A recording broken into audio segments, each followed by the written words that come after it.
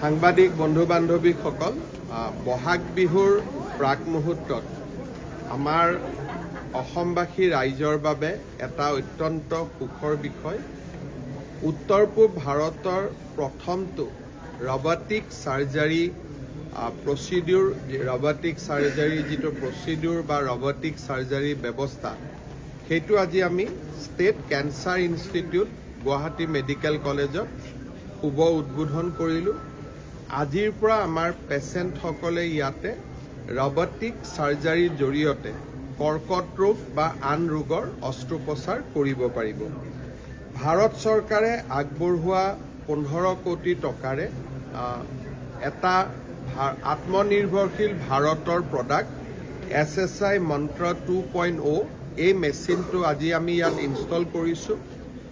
এই মেচিনটোৰ বিশেষত্ব এইটোৱে হৈছে যে ইয়াক সাৰ্জাৰী কৰোঁতে ডক্টৰে হাতেদি কৰাৰ প্ৰয়োজন নাই ডক্টৰ মাত্ৰ কম্পিউটাৰত বহি থাকিব কম্পিউটাৰত AR VRৰ জৰিয়তে সাৰ্জিকেল যিটো প্ৰচিডিউৰ কৰিব সেই এৰিয়াটো ডাঙৰ কৰি দেখা যাব আৰু ডক্টৰে কম্পিউটাৰত বহি ৰবটটোক ইনষ্ট্ৰাকশ্যন দি থাকিব আৰু ৰবটটোৱে অপাৰেশ্যন কৰি গৈ থাকিব ইয়াৰ ফলত হাতেদি অপাৰেশ্যন কৰোঁতে সৰু সুৰা যি ভুল হ'ব পাৰে বা বহুত শৰীৰৰ অস্ত্ৰোপচাৰ কৰোঁতে অংগ পতংগ ডক্টৰে খালী চকুৰে দেখা নাপায় এতিয়া ইয়াত অগমেন্টেড ৰিয়েলিটি বা আন ব্যৱস্থাৰ জৰিয়তে ইমান ম্যাগনিফাই হৈ যাব যে সৰু সৰু টুকুৰা এটা ফুটবল যেন কৰি দেখা যাব আৰু তাতে ৰবটটোৱে গৈ গৈ ধুনীয়াকৈ অস্ত্ৰোপচাৰ কৰিব পাৰিব এনে ব্যৱস্থা কলিকতা চহৰত আছে নে নাই মই নাজানো কিন্তু ডেফিনেটলি নৰ্থ ইষ্ট ইণ্ডিয়াত নাই আৰু ইষ্টাৰ্ণ ইণ্ডিয়াটো খুবেই কম হ'ব অত্যাধুনিক ব্যৱস্থা ভৱিষ্যতে ইয়াৰ নেক্সট ডেভেলপমেণ্টটো হৈছে যে ডক্টৰজনে দিল্লীত বহিও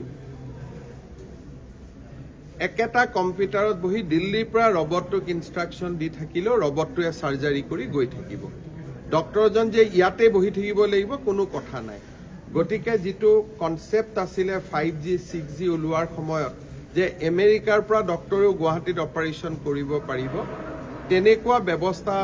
আমি ইয়াৰ নেক্সট ডেভেলপমেণ্ট বুলি ক'ব পাৰোঁ বৰ্তমান ডক্টৰজন ৰুমতে থাকিব কিন্তু সাৰ্জাৰী টেবুলখন দূৰত থাকিব ডক্টৰজন বহুত দূৰত থাকিব ডক্টৰজনে মাত্ৰ কম্পিউটাৰত চাব তেওঁৰ গাত তেজু নালাগে তেওঁ কেচিও ল'ব নালাগে তেওঁ একো ইনষ্ট্ৰুমেণ্ট ল'ব নালাগে ডক্টৰজনে মাত্ৰ কম্পিউটাৰত অপাৰেট কৰি থাকিব আৰু ৰবটটোৱে ডক্টৰজনৰ কথা মতে সাৰ্জাৰী কৰি গৈ থাকিব এটা আপোনালোকে ভিডিঅ' এটাও ল'ব পাৰে বহুত বেছি এটা ডেভেলপ ইকুইপমেণ্ট এটা আমাৰ গুৱাহাটী মেডিকেল কলেজৰ কেন্সাৰ হস্পিটেলত আজি আৰম্ভ হ'ল প্ৰধানমন্ত্ৰী মোদী ডাঙৰীয়াক ধন্যবাদ জনাইছোঁ যে কেন্দ্ৰীয় চৰকাৰে আমাক এটা সাহায্য আগবঢ়াইছিল তাৰ আমি সৎব্যৱহাৰ কৰিবলৈ সক্ষম হলো যোৱাকালিও মই কেবিনেটত কৈছোঁ যে আমি ৰাজ্যজুৰি কেন্সাৰ হস্পিটেলবিলাক আমি খুব সুন্দৰ কৰি চলাই আছোঁ এই বছৰত আমি শিৱসাগৰ তিনিচুকীয়া ডিফু গোলাঘাট এই চাৰিওটা জায়গাত আমি কেন্সাৰ হস্পিটেল উদ্বোধন কৰিব পাৰিম সেই দিশতো আমাৰ কাম চলি আছে আৰু গোটেই কেইখন কেন্সাৰ হস্পিটেলত একোখন আমি BSc নাৰ্ছিং কলেজো ষ্টাৰ্ট কৰিম লগত বৰপেটাত ইতিমধ্যে আৰম্ভ কৰিছোঁ বাকি কেন্সাৰ হস্পিটেল কেইখনৰ লগত আমি BSc নাৰ্ছিং কলেজ একোখনো আৰম্ভ কৰিম আৰু এই BSc নাৰ্ছিং কলেজবিলাকত আমাৰ ষ্টুডেণ্টসকলক ইংৰাজী আৰু জাপানীজ ভাষাৰ আমি এক্সপ'জাৰো দিম যাতে ভৱিষ্যতে তেওঁলোকে সুন্দৰ কেৰিয়াৰ এটাও বনাব পাৰে বহুবিলাক কাম হৈ আছে আজি বহাগ বিহুৰ প্ৰাক মুহূৰ্তত এনে সুন্দৰ কাম এটা অসমবাসী ৰাইজৰ বাবে অৰ্পণ কৰিবলৈ পাই মই গৌৰৱ অনুভৱ কৰিছোঁ Guwahati medical college state cancer institute Assam cancer care foundation সকলোকে ধন্যবাদ আৰু অভিনন্দন জনাইছোঁ ৰবটিক সাৰ্জাৰীৰ খৰচটো কেনেকুৱা হ'ব পাৰে খৰচটোতো ডিপেণ্ড কৰিব কিমান ইয়াতে ফিজ ঠিক কৰে তেনেকুৱা কোনো খৰচ বুলি ইয়াত আৰু বেলেগ খৰচ বুলি একো নাই বৰঞ্চ ইন ডেইজ টু কাম এতিয়া 15 কোটি টকা ইনভেষ্ট কৰিছে কাৰণে খৰচটো বেছি হ'ব বেছি মানে এটা ল'ব লাগিব কিন্তু এইটো আপোনাৰ ওপৰত ডিপেণ্ড কৰে নৰ্মেল সাৰ্জাৰী আৰু ইয়াৰ সাৰ্জাৰীৰ মাজত খৰচৰ কাৰণ মেডিচিনটো একেখিনিয়ে লাগিব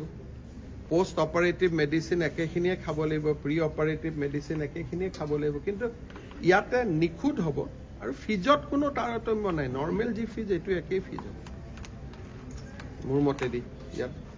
খালি প্ৰথম অৱস্থাত যিহেতু টকা এটা ইনভেষ্ট কৰিছে, মেচিন এটা লগাইছে, প্ৰথম অৱস্থাত অকণমান থাকিলেও লাহে লাহে কষ্টবিলাক, আৰু আয়ুষ্মান ভাৰতততো কোনো কষ্টে নাই। আৰু ডিছচাৰ্জটো ফটক কৰি হৈ যাব, মানে পোষ্ট অপাৰেটিভ আপোনাৰ নৰ্মেল চাৰ্জাৰীত বহুত দিন থাকিব লাগে, হাতেদি কৰিলে ক'ৰবাত তেজ ওলাব, ক'ৰবাত ঘাঁ লাগিব, ক'ৰবাত কিবা লাগিব। ইয়াতে যিহেতু মেচিনে কৰিব আৰু ডাঙৰ স্কিনত কৰিব, সেইকাৰণে ইয়াতে